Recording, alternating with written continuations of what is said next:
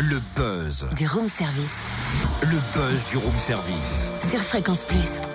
Nous sommes lundi, le 25 mars, et ce matin, un coup de projecteur sur le Festival international du film policier à Beaune, 11e édition déjà, et c'est du 3 au 7 avril. Le festival a pris la relève du Festival du film policier de Cognac en 2009, et cette année, il va mettre à l'honneur 2 réalisateurs européens.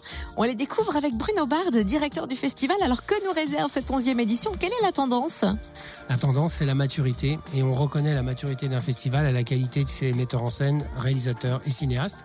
Et cette année, c'est 22 nationalités, c'est quand même pas rien, qui viennent montrer leur travail. Et les cinéastes sont représentés de 3 très jolies manières. La première, c'est les 2 présidents de jury, Benoît Jacot et Samuel Benchetrit, qui sont de grands cinéastes reconnus.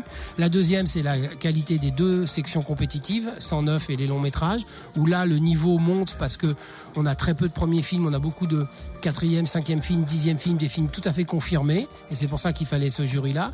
Et la 3e section, c'est les hommages. Il y a 2 hommages à 2 des plus grands cinéastes européens, voire internationaux, que sont Fatih Akin et Nicolas Winding Refn. Et pourquoi avoir choisi 2 cinéastes européens? Parce que quand on a commencé le festival, on a fait venir des cinéastes américains parce que les gens connaissent l'Amérique et la France, donc on a fait venir des cinéastes américains. Après, on a commencé à ouvrir avec un cinéaste asiatique, Park Chan-wook, qui est un des plus grands cinéastes au monde, coréen.